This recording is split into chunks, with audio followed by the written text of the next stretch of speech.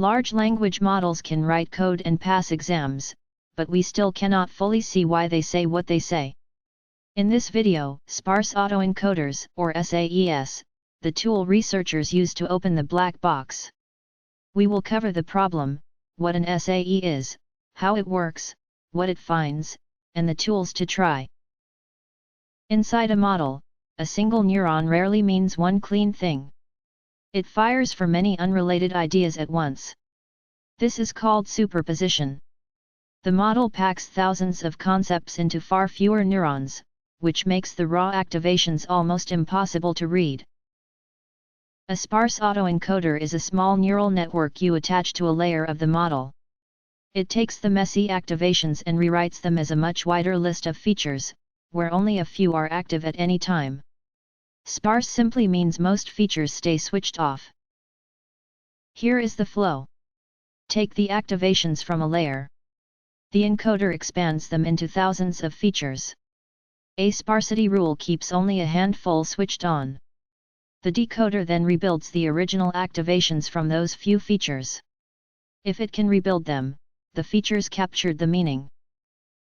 The payoff is monosemantic features, where each one stands for a single human idea. One feature might fire for the Golden Gate Bridge, another for Python code, another for a tone of flattery. Instead of tangled neurons, you get a clean dictionary of concepts. With this dictionary you can finally inspect a model. See which concepts light up for a given prompt.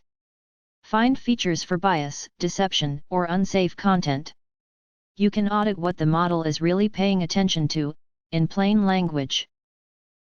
Even better, you can steer. Turn a feature up and the model fixates on that idea. Turn it down and it ignores it. By clamping a feature you can dial a behavior up or down, without retraining the whole model.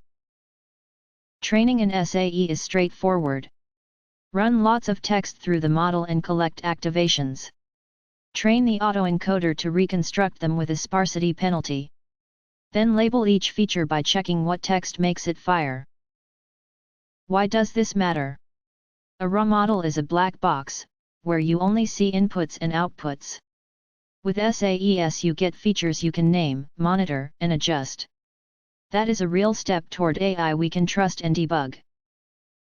The field is moving fast. Anthropic mapped millions of features inside Claude.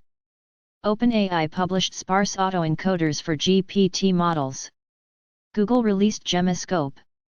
And open tools like Salins and Neuronpedia let you explore features yourself. In code it is just train, encode, and inspect. Reach for SAEs when you need to understand, audit, or steer a model, not just use it. Interpretability is how we keep powerful models honest. Follow for more simple AI explainers.